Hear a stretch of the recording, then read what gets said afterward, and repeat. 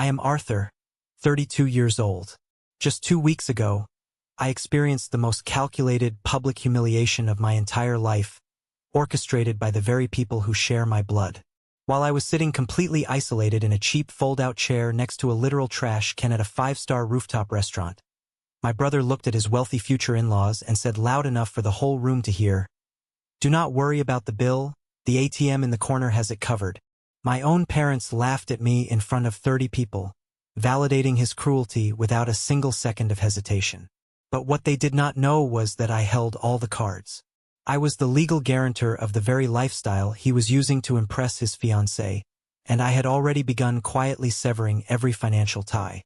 And now, they are desperately blowing up my phone, begging me to save him from financial ruin, a canceled wedding, and total public disgrace. Before I tell you exactly how this entire nightmare unfolded, please hit that like button if you believe in absolute justice. And do not forget to let me know where you are watching from in the comments below. I read every single one of them. Now let us go back to where it all began. The air on the rooftop of the Grand Meridian was crisp, filled with the intoxicating scent of expensive grilled seafood, imported floral arrangements, and unimaginable generational money. It was the kind of restaurant where the waitstaff wore better, more intricately tailored suits than most of the guests walking in off the street, and the breathtaking skyline view was built directly into the exorbitant menu prices. I stood near the entrance of the private VIP section, my hands resting carefully on a beautifully wrapped bottle of vintage champagne. I was wearing a brand new navy suit. I had even bought new, heavy silver cufflinks for the occasion, spending a good portion of my monthly salary just to make sure I looked the part. I wanted to look my absolute best. I wanted to fit in with the crowd my family was trying so desperately to court. I wanted to finally be seen as an equal, a valued member of the bloodline. Through the thick, soundproofed glass partition that separated the exclusive private dining area from the rest of the bustling rooftop, I could clearly see them. My family, my mother, Eleanor, was holding court at the center of the room. Her fake, high-pitched laugh carried faintly over the soft, live jazz playing in the background. She was wearing an elegant designer dress I knew for an absolute fact she could not afford. Likely purchased on a high-interest credit card she had absolutely no realistic intention of paying off before the end of the year. My father, Richard, was standing rigidly next to her, looking uncomfortable but nodding along enthusiastically to whatever Mr. Sterling, the father of the bride, was saying. Mr. Sterling was a massive, imposing figure, a man who looked like he commanded boardrooms and had never lost a real estate lawsuit in his entire life. And then there was Julian, my younger brother, the undeniable, undisputed golden child.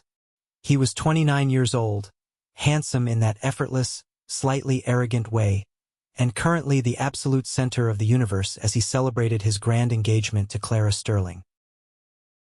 I took a deep, steadying breath, smoothing down my silk tie. My heart was actually beating fast with genuine, pathetic anticipation. This was it. This was the night we were finally going to act like a real, unified family. I had personally handled the reservation.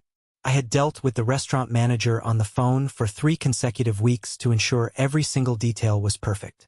I had paid the massive $500 non-refundable deposit out of my own pocket to secure this exact, highly coveted spot because my mother insisted, with tears in her eyes, that Julian deserved the absolute best to impress his new, wealthy in-laws.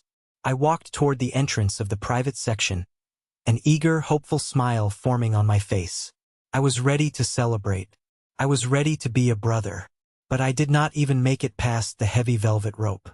A hostess named Chloe stepped smoothly in front of me, blocking my path. Her smile was tight, practiced, and entirely professional.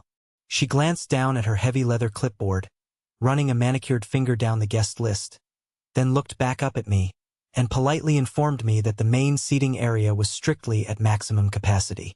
I blinked, completely thrown off guard. I thought there had been a simple administrative mistake. I had personally booked a table for 20 people. I knew exactly how many chairs were arranged inside that room. But before I could correct her, Julian noticed me standing there like a lost tourist. He excused himself abruptly from Clara's wealthy uncle, sauntered over to the entrance with a half-empty martini glass in his hand, and looked me up and down with an expression of pure, unadulterated disdain. That was the exact moment everything shifted in my reality. That was the moment the solid ground beneath my feet turned to fragile ice, and the lingering, desperate hope I had clung to for 32 long years finally, irrevocably shattered into a million unrecoverable pieces. He did not greet me. He did not say thank you for the deposit. He did not admire the expensive champagne. He just smirked. I had absolutely no idea that the next 2 hours would systematically break down every single illusion I had ever held about my family.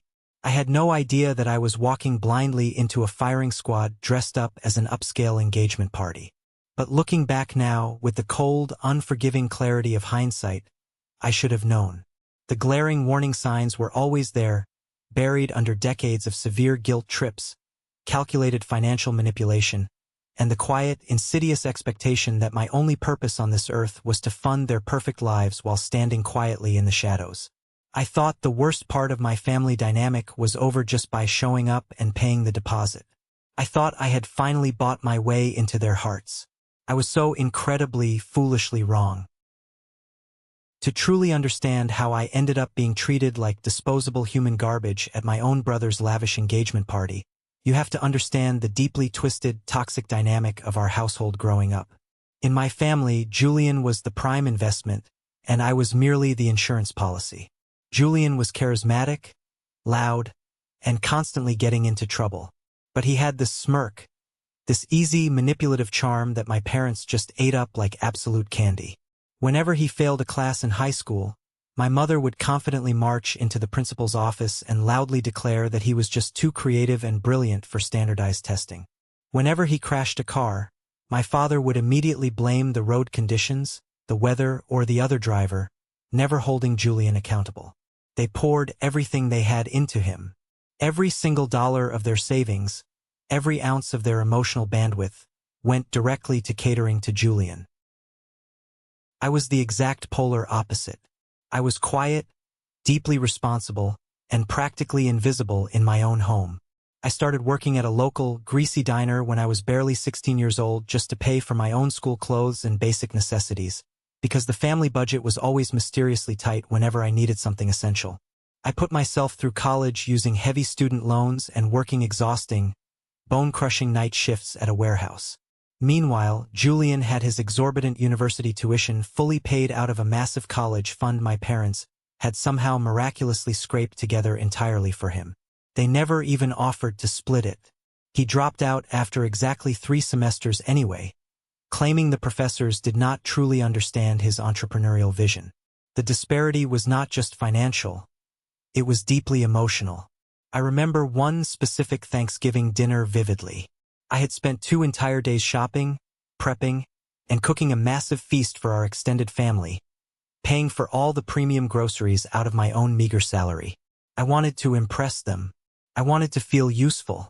Julian showed up 3 hours late, completely empty-handed except for a cheap, $10 bottle of wine he grabbed from a gas station on the way over. When he walked through the door, Eleanor literally pushed past me in the kitchen to embrace him, loudly praising him for taking time out of his busy schedule to be with the family. Nobody thanked me for the turkey. Nobody thanked me for the hundreds of dollars I spent. They just praised Julian for simply existing. But the real, systemic exploitation started when I graduated, landed a highly competitive job in the finance sector, and began making actual substantial money. I secured a lucrative promotion early on. My salary was very comfortable. I lived frugally, maximizing my 401k contributions, investing wisely, and actively saving for a down payment on a house. And my parents definitely noticed my upward trajectory. When my father's hours at his firm were severely cut back during an unexpected economic downturn, who do you think covered the massive mortgage so they would not lose their precious real estate equity? Me. I stepped up without complaining because I genuinely thought that was what good, loving sons did. When my grandfather passed away a few years later, Eleanor managed to secure a small inheritance from his estate. But instead of paying me back for the thousands of dollars I had poured into their mortgage, she secretly used the inheritance money to send Julian on a month-long, all expenses paid trip to Europe to find himself after a tough breakup. The absolute peak of this relentless financial abuse happened exactly 1 year ago. Julian decided he urgently needed to project the image of a highly successful entrepreneur to win over Clara and her wealthy family. He convinced my parents that he absolutely needed a luxury vehicle to drive potential clients around and secure major deals. A Porsche. But of course, his credit score was completely non-existent. He was 29 years old and practically lived off sporadic gig work and my mother's secret financial handouts. They came directly to my apartment. Eleanor sat on my living room sofa, crying real, heavy, theatrical tears, telling me that this was Julian's one big break in life. She swore on her life that his new business venture was about to take off and secure his future forever. She just needed me to co-sign the massive auto loan. Just for a few short months, she promised. She guilt-tripped me relentlessly, saying that family helps family, that I was so incredibly successful and I should want to share my abundant blessings. She brought up the concept of family loyalty until I felt like an absolute monster for even hesitating. Against every logical, rational instinct in my body, I signed the heavy stack of legal papers. I became the legal guarantor for a luxury car I never even got to sit in. Unsurprisingly, Julian made exactly 0 payments. 3 months later, the bank called me, aggressively threatening legal action and a lawsuit. To save my own immaculate credit score from taking a massive, destructive hit that would ruin my real estate plans, I ended up taking over the exorbitant payments completely. Julian drove around the city looking like a young millionaire, while I quietly ate the cost of his massive ego every single month.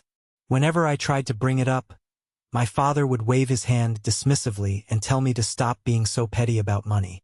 My mother would say I was hoarding my wealth and that I should be deeply proud to help my brother establish his life. This brings us to just a few weeks before the engagement dinner. I was sitting at my kitchen island reviewing some complex work documents when my phone rang. It was Eleanor. Her voice was dripping with that syrupy, artificial sweetness she only ever uses when she wants to reach directly into my bank account. She asked how my work was going, completely ignoring my answers to rush forward to her actual point. Julian and Clara were officially engaged, and the Sterlings were expecting a top-tier, elegant celebration.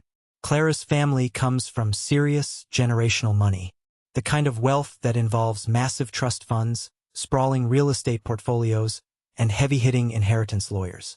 My parents were absolutely terrified of looking inferior to them. Eleanor explained in a frantic, breathy tone that they desperately wanted to host the dinner at the Grand Meridian.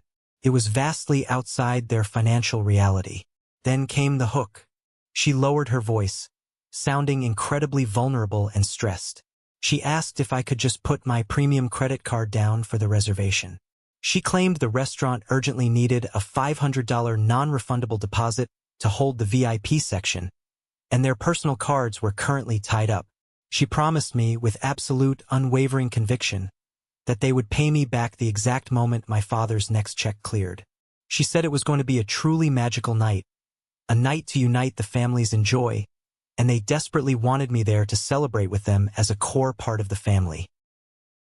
I knew deep down it was a lie. I knew the phrase, "we will pay you back," was a complete, fabricated myth in our family vocabulary. But a small, pathetic, deeply ingrained part of me still wanted to believe her. I wanted to sit at a beautiful table with my family, raise a crystal glass of wine, and feel like I actually belonged to them. I wanted to be the supportive, loving older brother. So I took out my wallet. I called the restaurant. I booked the private room for 20 people. I paid the $500 deposit, and I even authorized my card to be kept on file for incidentals. I thought I was finally securing my rightful seat at the table. I had absolutely no idea I was actually paying to build the stage for my own public execution. The entire day of the dinner, I felt a strange, almost nervous sense of cautious optimism. I actively, desperately convinced myself that this time would actually be different. This was not just a casual backyard barbecue or a forced holiday dinner where they could easily ignore me. This was the formal, public merging of two families. Surely, They would treat me with basic human respect in front of the Sterlings. They would absolutely have to maintain appearances. They would have to acknowledge my contribution. I left the office early.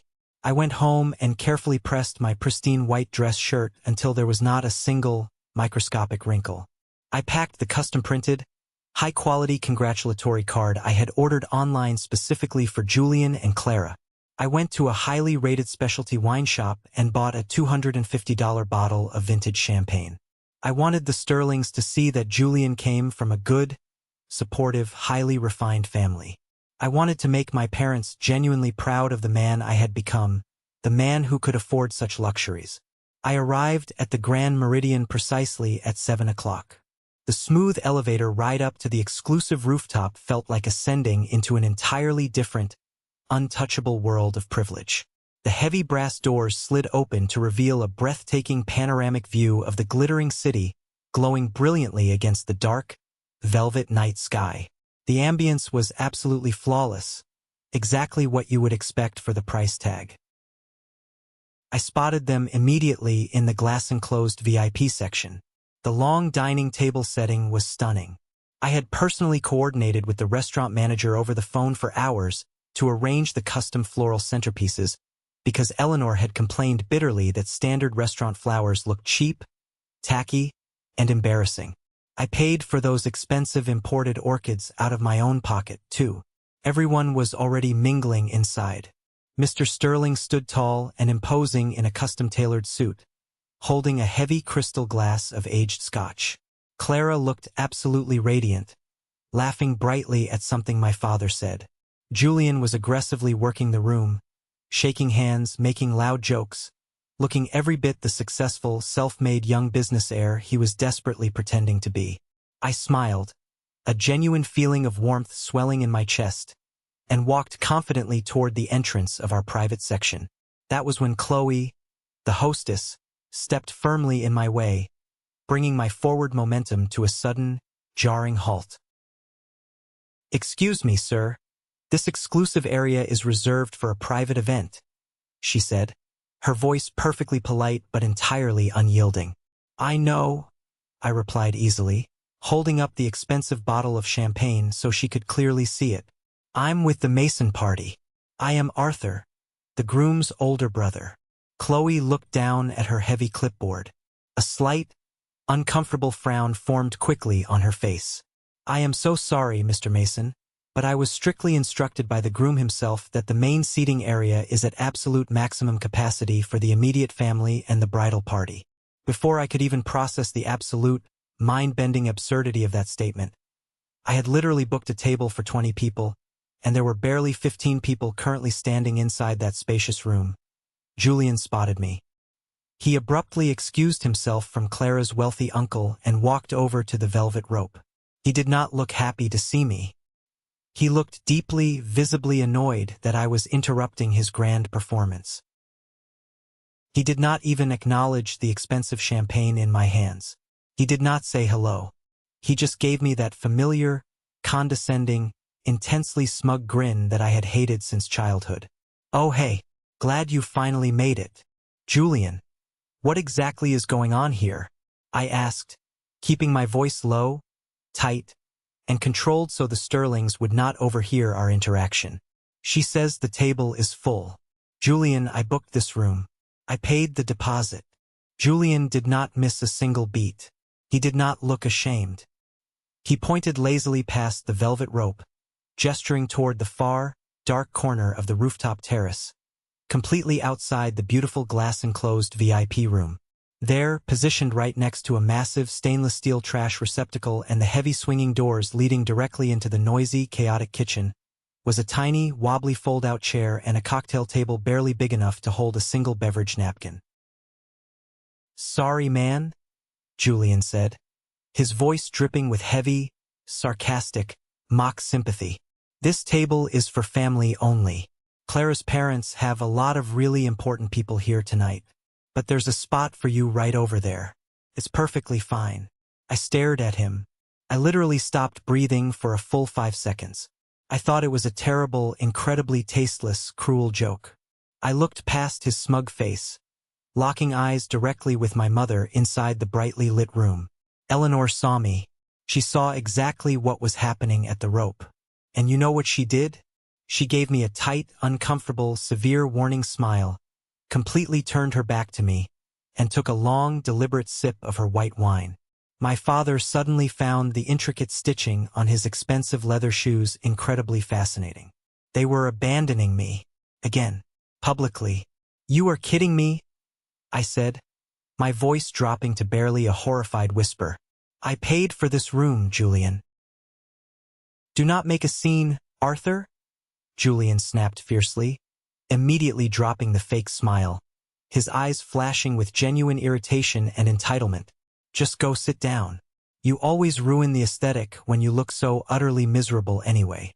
Stop being so dramatic." He turned around sharply and walked right back into the vibrant, laughing party. Someone at the main table, one of Julian's freeloading, obnoxious friends who had somehow miraculously made the family-only cut, snickered loudly. The sound cut through the elegant jazz music like a rusted, jagged knife. I stood completely frozen at the rope. A hot, prickling sensation of profound, paralyzing shame crawled violently up my neck. I felt a dozen pairs of eyes lock onto me from inside the glass room. Mr. Sterling was looking directly in my direction, his thick eyebrows heavily furrowed in deep, analyzing confusion. He was clearly trying to figure out exactly why the groom's older brother was standing outside the VIP ropes holding a bottle of champagne like a hired, uninvited delivery boy. Every single rational instinct in my body screamed at me to throw the expensive bottle violently onto the concrete floor, curse every single one of them out, demand my money back from the manager, and walk away into the night. But the deep psychological trauma of a lifetime of conditioning is an incredibly heavy anchor. I was terrified of being the one to cause a massive public scene. I was terrified of giving Eleanor the twisted satisfaction of calling me dramatic, unstable, and insanely jealous to her new in-laws. I was paralyzed by the fear of finally breaking the family. So, I did the most pathetic, soul-crushing, humiliating thing imaginable. I swallowed my pride. I walked slowly over to the dark, isolated corner. I set my beautiful $250 bottle of champagne on the greasy concrete floor right next to the industrial trash can. I did not even take off my suit jacket. I pulled out the cheap, flimsy fold-out chair, its metal legs scraping loudly and painfully against the ground, and I sat down, alone, in the cold dark, while my family celebrated wildly 20 feet away, completely indifferent to my existence. I thought sitting there was the absolute bottom. I thought the emotional pain could not possibly get any sharper or more degrading. But the night was just getting started. For the next 2 excruciating, agonizing hours, I existed purely as a silent ghost haunting my own life. I sat rigidly in that incredibly uncomfortable metal chair, the cold, biting night air whipping fiercely through the fabric of my suit. Every single time the heavy kitchen doors swung open behind me, the overwhelming, nauseating smell of industrial dish soap, discarded seafood, and burning grease washed completely over me. It was a constant, undeniable, physical reminder of my exact value to the people laughing inside that glowing glass room. I watched them eat a lavish, multi-course meal. I saw plates of seared scallops, perfectly cooked filet mignon, and expensive truffles being served to people who had never worked a day in their lives to earn it. I watched them clink fine crystal glasses in endless, joyful toasts. I watched Julian stand up, confidently raising his glass, and deliver a sickeningly sweet, entirely fabricated speech about how incredibly grateful he was to be surrounded by his closest, most loyal, and most cherished loved ones. He looked right through the glass partition, his eyes sweeping right past my dark corner without a single, microscopic flicker of hesitation, guilt, or remorse. He was a sociopath in a tailored suit. Not a single person from my family came out to check on me. Not one. Eleanor did not bring me a plate of food. Richard did not bring me a drink. The only person on that entire massive rooftop who acknowledged my human existence was a young, exhausted waiter named Leo. He came out of the kitchen doors, carefully balancing a heavy tray of empty plates, and stopped dead in his tracks when he saw me sitting solemnly by the trash bin. He looked at my expensive, tailored suit, then down at the vintage champagne bottle resting on the dirty floor, and then over at the vibrant, loud, wealthy party inside the glass room. He did not ask any questions. He did not need to. The profound pity and shared understanding in his eyes were crystal clear. He quietly went back inside the kitchen, brought me a tall glass of ice water, set it gently on my tiny cocktail table, and gave me a sad, knowing nod before hurrying away to tend to the real guests. That single glass of tap water was the absolute only thing I consumed the entire night. As I sat there in the shadows, the initial burning shock and stinging humiliation slowly faded away, leaving behind something much colder, much harder, and much more incredibly dangerous. Clarity. Total, absolute, uncompromising clarity. For 32 long years, I had operated under the pathetic, desperate delusion that if I just gave enough money, worked hard enough, and sacrificed enough of my own happiness, I would eventually earn their love. I thought my financial support, my substantial salary, my willingness to protect them from every lawsuit, eviction, or debt collector, was a bridge to their hearts. But sitting by that trash can, listening to them laugh at my expense, I realized it was never a bridge. It was a leash. They did not love me. They loved my bank account. They loved my perfect credit score. They loved my pathetic willingness to be a silent doormat. I watched Mr. Sterling closely inside the room. The older man was not drinking much. He was sharp, highly calculating, observing everything. I noticed him glancing at my dark corner multiple times throughout the evening. His expression was hard to read, but he was definitely observing the bizarre, cruel dynamic. A man who built a real estate empire does not miss details like a brother sitting alone by the garbage. Clara, entirely wrapped up in the blinding excitement of her massive diamond ring and the center stage attention, was completely oblivious to the cruelty happening 10 feet away. Eventually, the dinner plates were cleared away by the diligent staff. The main event of the evening finally arrived. A towering, incredibly elaborate, multi-layered cake, completely covered in expensive edible gold flakes, was wheeled out to the center of the room. The jazz band smoothly transitioned into a slow, romantic tune. The sunset had long faded into total darkness, and the warm, glowing string lights inside the VIP room made the scene look exactly like a flawless, high-budget movie set. A beautiful movie I was strictly forbidden from acting in. Then, the music completely stopped playing in my head. Reality snapped back into sharp, terrifying, hyper-focused clarity. I saw Leo, the young waiter, walking purposefully toward the head of the long dining table. In his hand, he held a small, black leather folder. The final check. The room grew noticeably quiet as Leo paused near where Mr. Sterling and Richard were sitting. But Leo did not hand the folder to either of the fathers. He opened it, looked carefully at the long itemized receipt, and then glanced down at a printed slip of paper clipped firmly to the back. It was the credit card authorization form with the card currently on file. My card.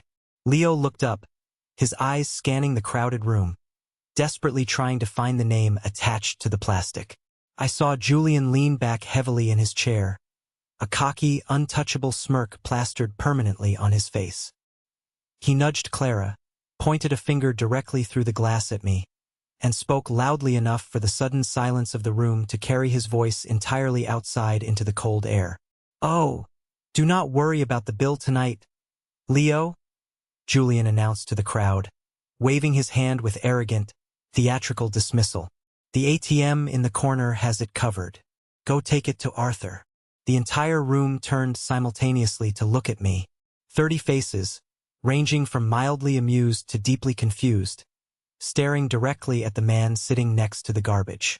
Eleanor smiled nervously, a tight, vicious warning look flashing instantly in her eyes that silently commanded me to just pay the massive bill and keep my mouth shut to preserve the flawless family image. Richard looked down at his lap, intense cowardice practically radiating from his posture. Leo walked slowly out of the glass enclosure and approached my tiny table. He looked absolutely miserable to be put in this humiliating, degrading position. He opened the heavy leather folder and presented it to me with a physically shaking hand. "Excuse me, sir," Leo said, his voice quiet and deeply apologetic. "The total for the event this evening is $3,218. Should I run the card on file for the final amount?" $3,218. For a dinner I was strictly not allowed to eat. For a family that did not want me sitting at their table. For a brother who treated me worse than a stray dog. I looked down at the massive number printed on the receipt. Then I looked up, right through the glass at Julian, who was grinning wildly, eagerly waiting for me to pull out my wallet and perform my lifelong duty like a good, obedient, broken machine. I did not feel humiliated anymore. I did not feel sad.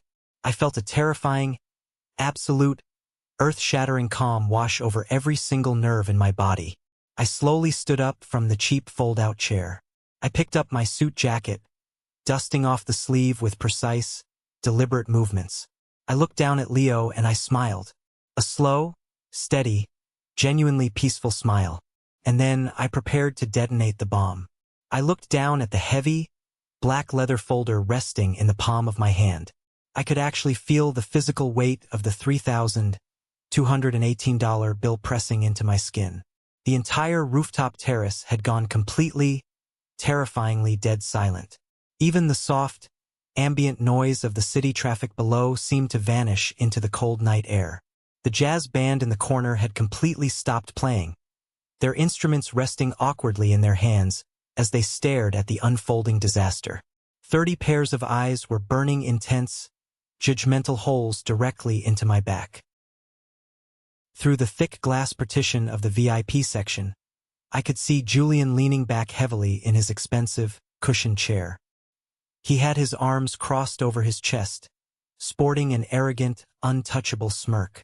He was completely expecting me to reach into my tailored suit jacket, pull out my premium credit card, and silently absorb the massive financial blow just like I had done every single day of my adult life. He honestly thought he had me completely trapped in a corner.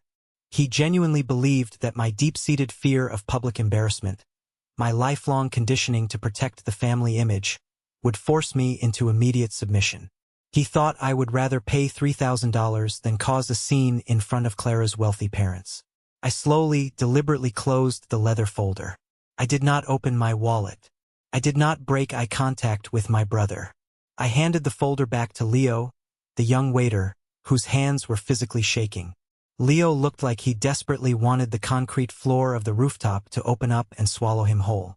I took a deep, grounding breath, filling my lungs with the crisp, sharp night air, and I looked directly through the glass partition at Julian. My voice was completely calm, incredibly steady, devoid of any trembling or hesitation, and loud enough for every single person on that expensive rooftop terrace to hear perfectly. "Not my table," I said. Those 3 words hung in the heavy air like a physical object, a brick thrown straight through a glass window. Inside the brightly lit room, the arrogant, deeply satisfying smirk on Julian's face instantly vanished, entirely replaced by a look of profound, genuine, unadulterated confusion. He blinked rapidly, as if his brain completely failed to process the auditory information. Eleanor's jaw actually dropped open, her wine glass freezing halfway to her mouth. Richard, my cowardly father, sat up completely straight, his knuckles turning stark white as he gripped the heavy wooden edge of the dining table. Mr. Sterling, Clara's incredibly wealthy father, immediately narrowed his sharp eyes. His keen business instincts instantly kicked in, sensing the sudden, violent shift in the power dynamic of the room. He knew exactly what a financial dispute looked like, and he was watching me with intense calculation. "Excuse me, sir?"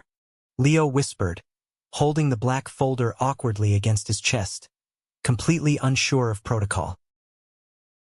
I said, "This is not my table," I repeated, projecting my voice so it echoed slightly against the thick glass and carried over the silence. I was explicitly, directly told by the groom that the main seating area is strictly for family only. I was instructed to sit out here by the trash receptacle. Therefore, I am not a part of this engagement dinner party. I did not eat your expensive food. I did not drink your fine wine. I was not welcomed. I will not be paying your final bill." Julian stood up abruptly. The loud, abrasive sound of his heavy wooden chair scraping violently against the expensive hardwood floor echoed through the VIP room. He pushed open the heavy glass door, marching out onto the terrace. His face was flushed red with sudden, aggressive, uncontrollable anger. He stormed over to my tiny, dark corner, puffing out his chest, desperately trying to use his physical presence to intimidate me into backing down. "Arthur, what the hell do you think you are doing?" Julian hissed, keeping his voice dangerously low but laced with absolute venom. "Are you completely insane? Stop making a massive scene and just pay the damn check. Clara's parents are watching every single move we make. You are actively embarrassing the family. Do your job." "I am embarrassing the family?" I asked, letting out a short, sharp, bitter laugh that held absolutely no humor or warmth. "Julian, you literally forced me to sit next to an industrial garbage disposal unit for 2 hours. You treated me like a stray, infected dog begging for scraps at the back door of a restaurant. You did that, not me.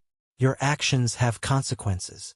Eleanor rushed out of the VIP room, her expensive high heels clicking frantically, almost dangerously, on the smooth concrete. She lunged forward and grabbed my arm, her manicured fingernails digging painfully through the fabric of my suit jacket. Her face was a terrifying mask of sheer, desperate, unhinged panic. Her entire carefully constructed reality was rapidly disintegrating in front of the Sterlings. "Arthur, please," she whispered frantically, her eyes darting nervously back to the glass room where Mr. Sterling was actively watching us. "Please just put the balance on your card. We will figure it out tomorrow morning. I promise you, Arthur. I swear on my actual life. We will pay you back every single penny. Do not ruin your brother's big night, his entire future, because of a silly, minor misunderstanding over seating arrangements." I looked down at her hand gripping my arm, and then I slowly lifted my head and looked directly into her eyes. The exact same eyes that had watched me sacrifice my hard-earned salary, my precious college fund savings, and my own psychological peace of mind for decades. The exact same eyes that had just watched me sit completely alone in the freezing dark for 2 entire hours without demonstrating a single microscopic shred of maternal guilt. "Take your hand off me, Eleanor," I said firmly, my voice turning into solid ice. Eleanor violently recoiled as if my suit jacket had suddenly caught fire. She stumbled back a half step, her hand flying to her chest in shock. I had never called her by her first name in my entire life. "You are not going to pay me back," I said, raising my voice again so the entire room of wealthy guests could hear the absolute, unvarnished truth. I wanted the Sterlings to hear every single word. "You have never, ever paid me back. Not a single time. Not when I covered your massive mortgage payments for 6 months so you would not lose your real estate equity. Not when I paid for your weekly groceries. And certainly not when I was forced to take over the exorbitant monthly payments for that ridiculous luxury Porsche that Julian drives around town, actively pretending he bought it with his own non-existent salary." Loud, undeniable gasps erupted from the main table inside. Clara's head snapped violently toward Julian, her eyes wide with absolute, horrified shock. Julian turned a sickly shade of pale gray, completely losing his arrogant, untouchable posture. His broad shoulders slumped. He suddenly looked like a trapped, cornered animal desperately searching for an exit. "Shut up, Arthur," Julian yelled, completely losing all remaining emotional control. "You are lying to them. You are just insanely jealous of my rapid promotion, my upcoming real estate investments, my perfect life. You have always hated me because I am successful. I paid the $500 non-refundable deposit for this exact room tonight out of my own checking account," I continued, completely ignoring his frantic, pathetic outburst. I looked directly through the glass at Mr. Sterling, who was now standing up, his expression dark, serious, and utterly furious. I paid for the custom imported floral arrangements currently sitting on your dining table. I bought this $250 bottle of vintage champagne to celebrate your daughter's engagement. And in return for my financial support, my own family forced me outside the velvet rope like a peasant. So no, Julian, I am absolutely not paying this final bill. You are the highly successful, self-made entrepreneur, right? You pay it. I turned my attention back to Leo, the waiter, who was watching the scene unfold with wide, terrified eyes, still clutching the leather folder. Leo, I said clearly, cancel the pre-authorization on my credit card immediately. If a single unauthorized charge from this establishment hits my banking account, I will personally hire a ruthless lawyer and file a massive, financially crippling lawsuit against this restaurant for credit card fraud. Do you understand my instructions? Yes, sir. Absolutely, sir. I will remove the card right now. Leo nodded quickly, backing away rapidly toward the safety of the swinging kitchen doors. I slowly, methodically picked up my suit jacket from the back of the cheap folding chair.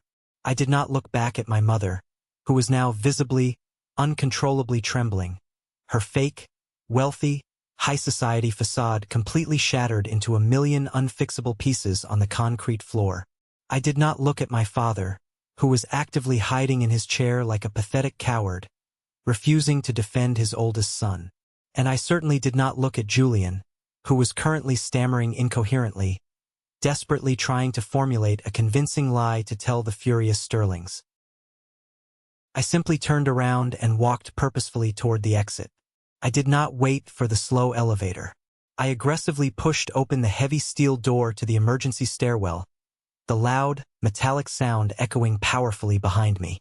With every single step I took down those cold, concrete stairs, an incredible, massive, suffocating heavy burden miraculously lifted off my tired shoulders. For the first time in 32 years, I was no longer a human insurance policy. I was no longer an ATM. I was finally truly free. I walked for almost an entire hour through the dark, busy city streets, letting the cold, biting night air slowly cool the massive amounts of adrenaline coursing through my veins. I bypassed the subway. I needed the physical movement to process the magnitude of what I had just done. I had finally detonated the bomb. I had burned the bridge. When I finally unlocked the heavy wooden door to my apartment, the deep, comforting silence of my own home felt incredibly welcoming. I tossed my keys loudly onto the granite kitchen counter, took off my tailored suit jacket, poured myself a tall glass of cold water, and finally looked at my cell phone. It was completely, absolutely blowing up. The screen was a chaotic blur of notifications. There were exactly 27 missed calls and a relentless, unending flood of aggressive text messages.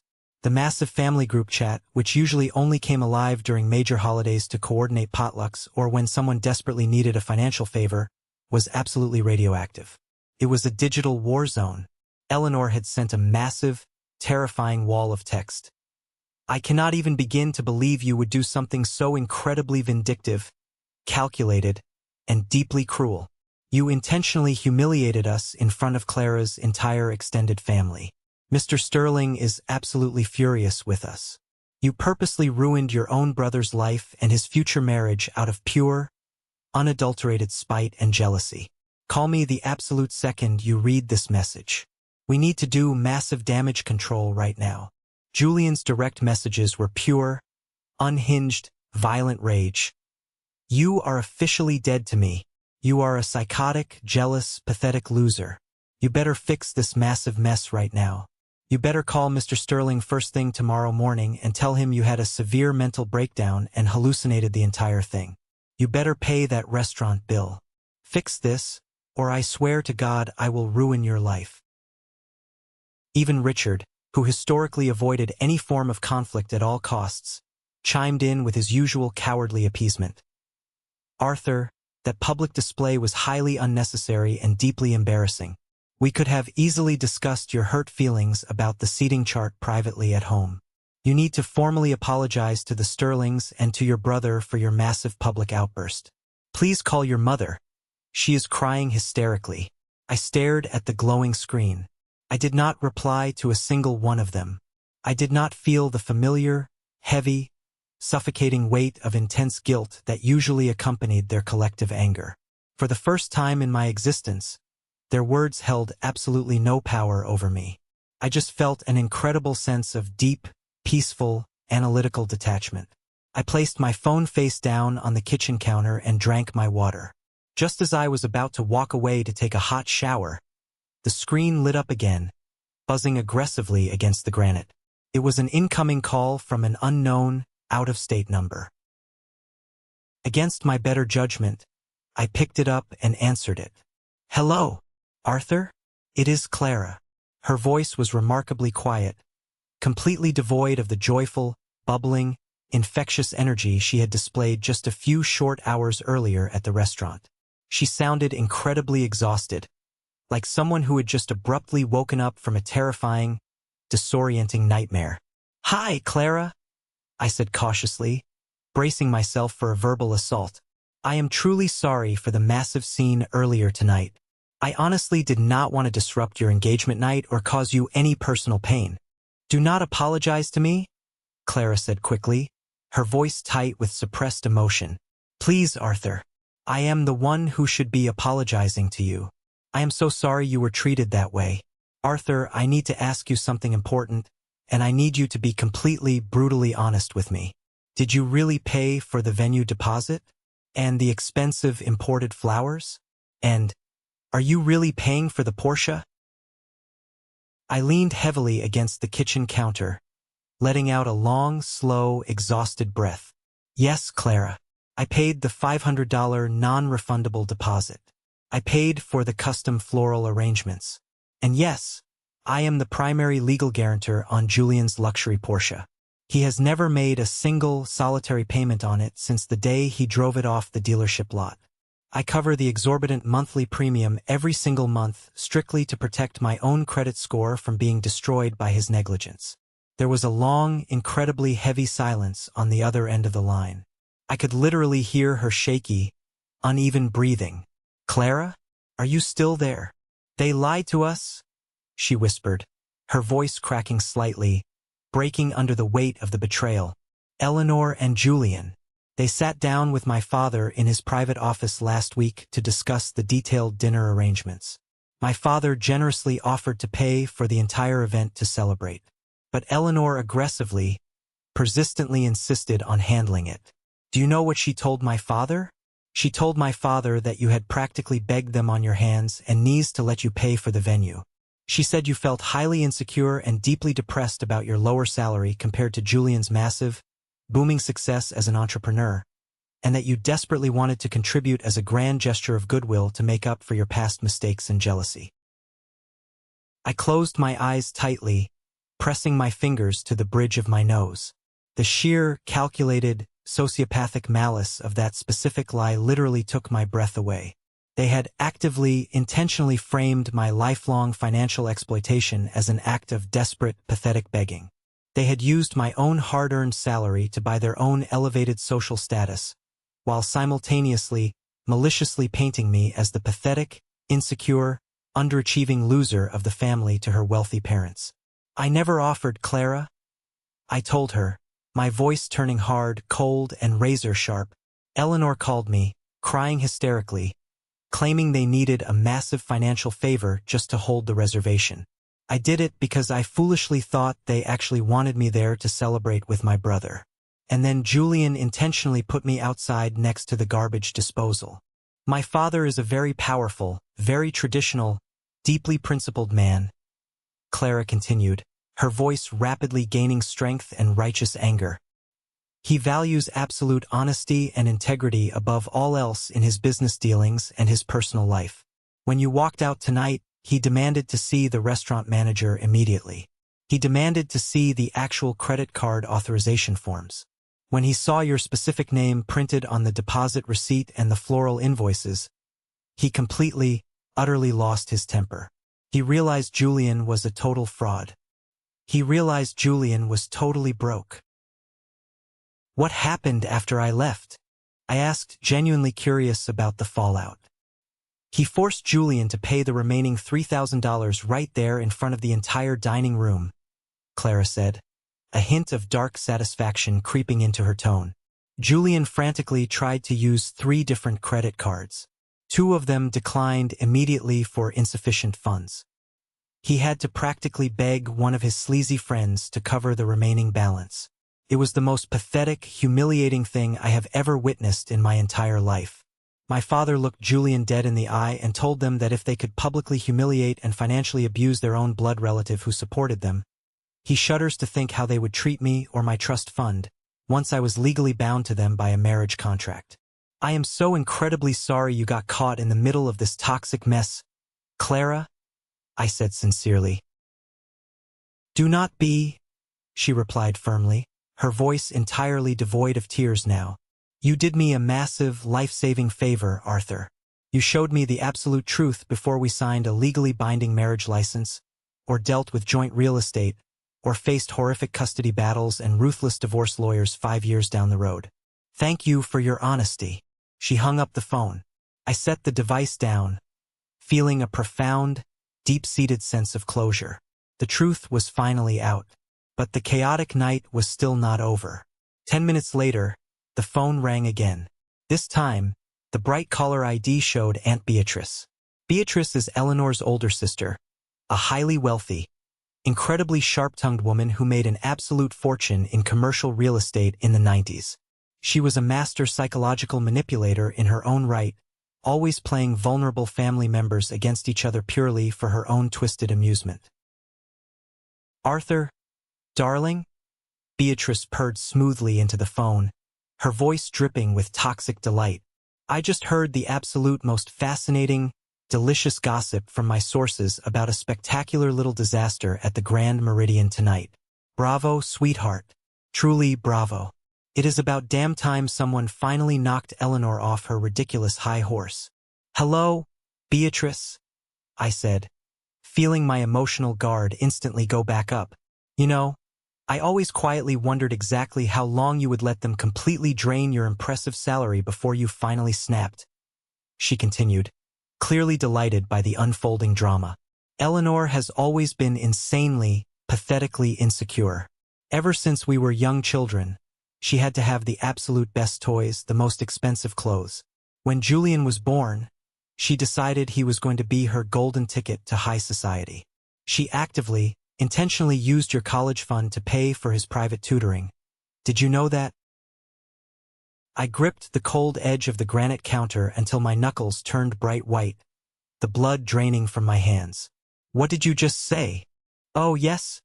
Beatrice laughed lightly, a cruel, tinkling sound. Your late grandfather left you a very specific, highly lucrative inheritance solely intended for your university tuition. A dedicated college fund. Eleanor secretly convinced Richard to illegally funnel it directly into Julian's private accounts because she claimed you were smart enough to get academic scholarships anyway, and Julian needed the financial advantage.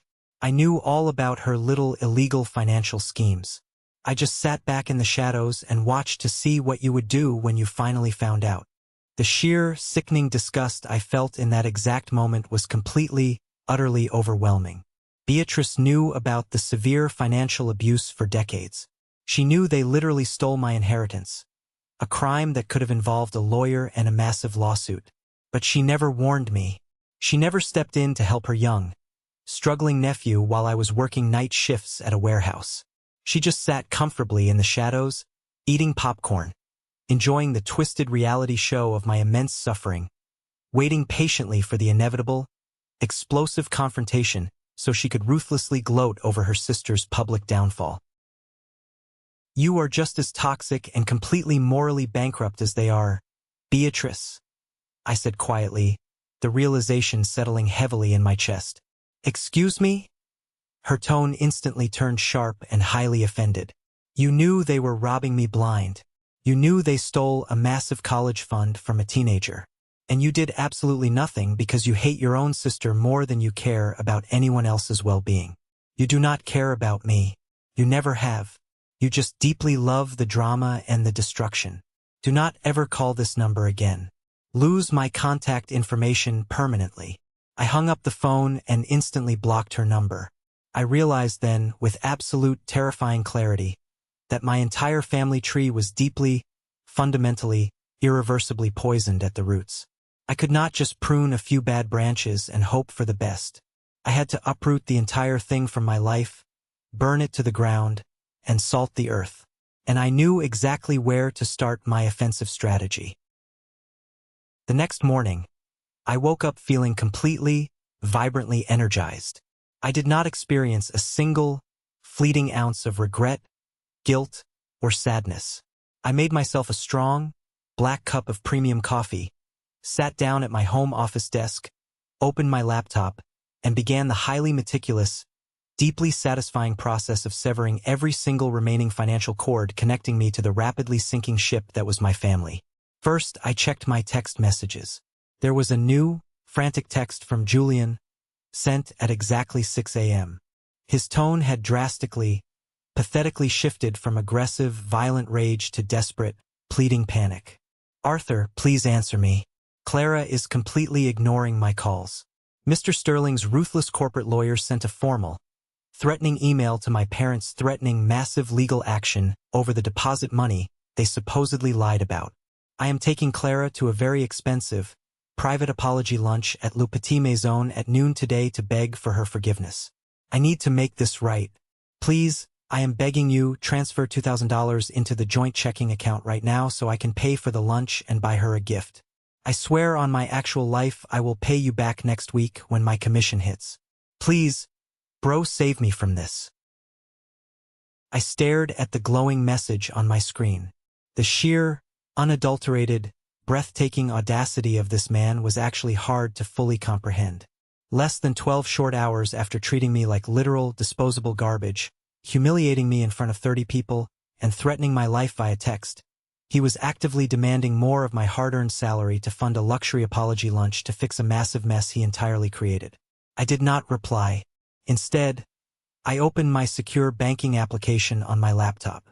Years ago, during one of Julian's many periods of intense financial transition, which was just a polite family term for him being fired for gross incompetence, Eleanor had emotionally blackmailed me into opening a joint checking account with him. It was supposedly meant to be a temporary emergency fund, a vital safety net to keep him from being evicted. I had initially deposited $5,000 of my own salary into it. Over the years, I foolishly, blindly continued to top it off whenever he cried about missing a crucial utility bill or needing emergency gas money to get to a phantom job interview. Currently had exactly $3,412 sitting in it, 100% my money. I immediately initiated a massive, complete internal wire transfer. I meticulously moved every single penny from that shared joint account directly into my highly secure, private, high-yield savings account. I deliberately left a balance of exactly $0.00. Then, I picked up my phone and called Oliver, a senior branch manager at the bank who I knew personally through my firm's corporate accounts. I explained the situation briefly, explicitly citing urgent financial security concerns and the potential for unauthorized overdrafts. Oliver, a seasoned professional, understood immediately. Within 15 short minutes, the joint account was permanently frozen, flagged, and completely closed. Julian's debit card, which was linked directly to that specific account, was now absolutely nothing more than a useless piece of decorative plastic. At exactly 1:15 p.m. that afternoon, my cell phone started vibrating violently on my wooden desk. The caller ID flashed Julian's name. I let it ring until it went to voicemail. He called again immediately, and again. On the fourth desperate try, I finally pressed accept and put the phone on speakerphone while I calmly continued typing an important email to my boss regarding a promotion. "Arthur," Julian yelled, his voice echoing with sheer, absolute, unadulterated panic, completely ignoring any form of greeting. "What the hell did you do? I am sitting at the table at Le Petit Maison with Clara. The waiter just brought the massive bill. My card declined. It says the account does not even exist. Transfer the funds right now. I am literally begging you." "I cannot do that, Julian," I said calmly, taking a slow sip of my hot coffee. "What do you mean you cannot do that? Stop playing these psychotic games." Clara is staring at me, I look like a complete, utter fraud. Move the money before the manager calls the police. I closed the account, Julian, I stated, enunciating every single syllable with crystal, undeniable clarity. I took my money back. All of it. You explicitly told me last night that I was not family. You proudly told the entire restaurant that I was just an ATM sitting in the corner. Well, I have news for you. The ATM is permanently out of order. You cannot do this to me, he screamed, his voice cracking wildly, drawing what I assumed was immense attention from the other wealthy diners at Le Petit Maison. This is my entire life. You are ruining my life. You are a highly successful, self-made entrepreneur, remember? I replied coldly, feeling absolutely zero sympathy for the man who tried to destroy me. Use your massive real estate profits. Or better yet, ask Clara's father for a small business loan. I am absolutely sure he would love to help you out after last night. Goodbye, Julian. I hung up the phone, went into my settings, and permanently blocked his phone number. The subsequent fallout was incredibly rapid and absolutely spectacular. I heard the granular details a few days later from Marcus, a mutual acquaintance who loved toxic gossiping more than he loved breathing oxygen. According to Marcus, Clara stood up at the expensive restaurant, looked Julian dead in the eye with utter disgust, and walked out without saying a single word, leaving him completely stranded with a $400 lunch bill he could not pay. He had to frantically call Eleanor, begging her to read her high-interest credit card numbers over the phone to the highly annoyed waiter just to escape the restaurant without the police being called. 2 days after the failed, disastrous lunch, I received a highly formal, incredibly polite email from Clara. It was brief and straight to the point. She had officially broken off the engagement permanently and returned the massive diamond ring via certified courier. Mr. Sterling had his team of corporate lawyers contact all the luxury wedding vendors, canceled the massive, 6-figure contracts, and explicitly informed them that his prestigious family was no longer associated with the Masons in any financial or personal capacity whatsoever. Without Clara's immense family wealth to artificially prop him up, Julian's entire fake, carefully constructed life collapsed like a fragile house of cards in a Category 5 hurricane. A week later, I officially contacted the auto loan company holding the title to the Porsche. I formally, legally revoked my status as a guarantor, providing them with extensive documentation of Julian's fraudulent claims regarding his verifiable income and his inability to pay. Since Julian could not provide a single pay stub to prove he had a salary to cover the massive monthly payments, the bank immediately sent a repo man to collect the luxury vehicle. He had to stand on the sidewalk and watch them aggressively tow the Porsche out of his expensive, gated apartment complex in broad daylight, right in front of his wealthy neighbors. Unable to afford his exorbitant rent without Eleanor secretly funneling my hard-earned money to him every month, Julian lost his luxury apartment. The 29-year-old golden child was completely evicted. He was forced to pack his expensive designer clothes into cheap black garbage bags and move back into his childhood bedroom at my parents' house. I honestly thought the sweet, peaceful silence would last forever, but I severely underestimated them. Narcissists never truly give up when they unexpectedly lose their primary financial supply source. Exactly a month after the explosive restaurant incident, while I was enjoying a quiet Sunday morning, I heard a timid, hesitant knock on my apartment door. I looked through the small peephole. It was Eleanor. She looked completely, utterly exhausted. Her expensive designer clothes were completely gone, replaced by an oversized, faded, moth-eaten cardigan. Her hair was unkempt, lacking its usual expensive salon blowout.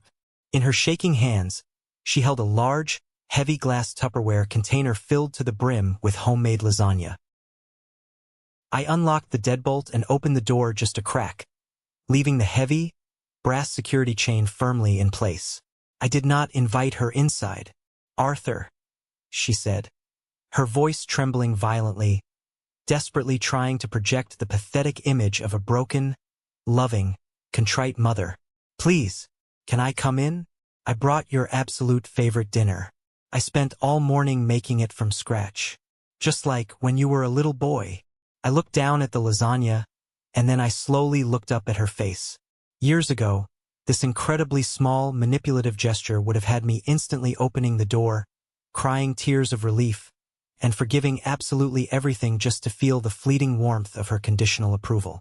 I would have paid off 10 Porsches for a homemade meal. But I was no longer that terrified, desperate, unloved child desperately seeking validation. "I am not hungry, Eleanor," I said, keeping my voice completely neutral, devoid of any anger or affection. She physically flinched at the use of her first name, as if I had slapped her across the face. "Please, Arthur. The house is a complete, unlivable nightmare. Julian is incredibly depressed. He refuses to leave his childhood bedroom. He just stares at the wall. Your father and I are struggling terribly to pay the mortgage without your generous monthly contributions. We are facing severe, immediate financial penalties from the bank. We might lose the house. We made a terrible, terrible mistake. We were just blinded by the overwhelming wedding stress and the pressure from the Sterlings. Please, just let me in so we can sit down and talk this out as a family." "We are not a family," I replied smoothly, leaning against the doorframe. "You are simply a group of toxic individuals who happen to share my DNA and manage to successfully, systematically exploit me for over a decade. I know the absolute truth, Eleanor. I spoke to Beatrice. I know all about the college fund. I know you and Richard intentionally stole my legal inheritance from grandfather to pay for Julian's European vacation and his private tutoring while I worked night shifts." Her face went completely, shockingly white, all the blood draining from her cheeks. Her mouth opened and closed repeatedly like a fish suffocating on dry land, completely unable to formulate a lie fast enough to cover her tracks. The lasagna dish trembled violently in her hands. "I am officially permanently done," I said, looking her directly, fiercely in the eyes, ensuring she understood the absolute finality of my words. "I am never giving you another single dime of my salary. I am never co-signing another fraudulent loan. If you ever contact my office, if you try to speak to my boss, or if you show up at my apartment door again, I will instantly hire a lawyer and file a formal, legally binding restraining order against you for severe harassment. Take your lasagna and go home." I gently, firmly closed the heavy wooden door, sliding the deadbolt locked with a loud, satisfying metallic click. I walked away into my living room, leaving her standing entirely alone in the quiet, empty hallway. The next year of my life was a period of profound, beautiful, incredibly difficult transformation. I used the substantial amount of money I was no longer actively bleeding out to my parasitic family to finally hire a top-tier, highly recommended therapist.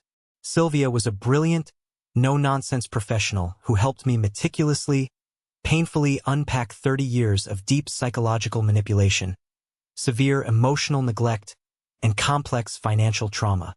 She taught me that setting absolute, immovable boundaries is not an act of cruelty against your family. It is the ultimate necessary act of self-preservation. She helped me realize that I was never responsible for fixing their broken lives or funding their delusions of grandeur. With my personal finances finally completely under my own strict control, my bank accounts rapidly, exponentially multiplied. I poured my energy into my career instead of my family's drama, and I secured an even higher, incredibly lucrative executive promotion at my firm. I finally achieved my dream. I bought my own house, a beautiful, sprawling piece of real estate in a quiet neighborhood with a massive garden in the backyard. I even took that month-long trip to Spain that I had endlessly, painfully postponed for years because my family always conveniently had a sudden, fabricated financial emergency right before I was supposed to leave.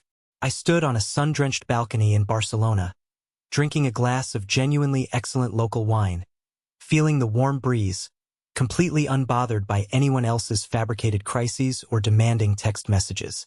Julian is currently working a grueling, minimum-wage retail job at a local mall just to slowly pay off the massive, suffocating mountain of high-interest credit card debt he accumulated while desperately pretending to be a rich entrepreneur.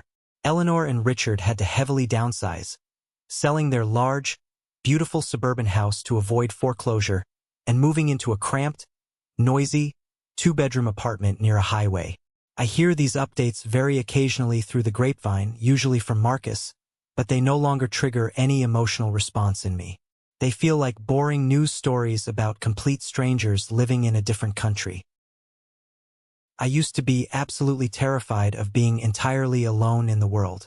I thought tolerating constant abuse, disrespect, and financial exploitation was simply the required, non-negotiable price of admission for having a family.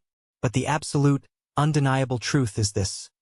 Sitting completely alone at your own table, entirely at peace with yourself, is infinitely, profoundly better than sitting at a crowded, loud table where everyone secretly views you as a disposable human ATM.